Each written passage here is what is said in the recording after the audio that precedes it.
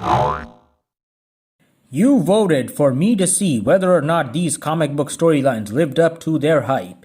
This is your number 3 choice. A story in which the old guard of superheroes have to deal with the next generation, which employs much more violent tactics and cares little for the sanctity of life. Hey, wait a minute. Is this last week's script? Did I bring last week's script by mistake? Aw, shit.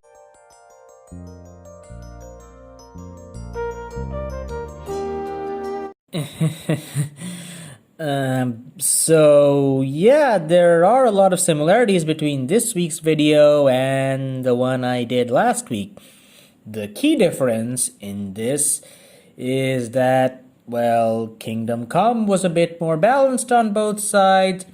This one is written much more definitely in the favor of the old generation, i.e., in the favor of Superman. In order to understand the details, we have to go into some backstory. Well, this is comic books, so a lot of backstory. So, if you watch my video titled How Did the Comic Book Industry Get Its Groove Back After the 90s, and if you haven't, you totally should, you might remember me talking about a comic book called The Authority, which I highlighted as one of the titles that pulled the industry out of its 90s funk.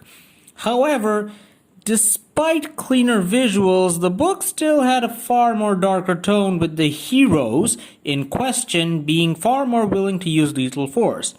This got a lot worse with the second creative team, which made the team in question a bunch of people who were only marginally heroic in consideration to the people they were dealing with, who were way, way worse.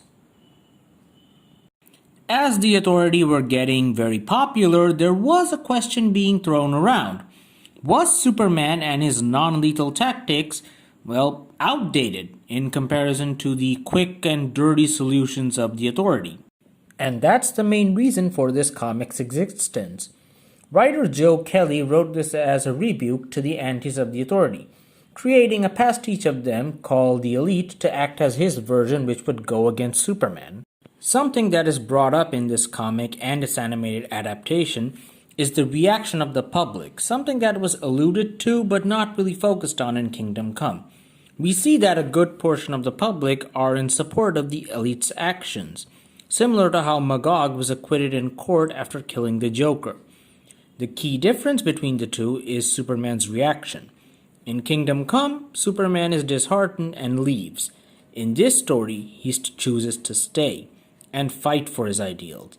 So yeah, this comic actually has a very important message, that public opinion is not always correct, and standing for what you think is right may not always be easy and can be a lonely affair, but that doesn't mean that you should quit. Since this comic has an animated adaptation, I would like to end this video by playing a clip from it. But because YouTube's algorithm would flag this video immediately and strike me with a copyright claim if I played more than 7 seconds of it, I can't really do that. So here's my workaround. I will read out the dialogue, which is straight from the comic book itself, over the video of the clip, and hope you people enjoy it. Dreams save us. Dreams lift us up and transform us. And on my soul, I swear, until my dream of a world where dignity, honor, and justice becomes the reality we all share, I'll never stop fighting. Ever.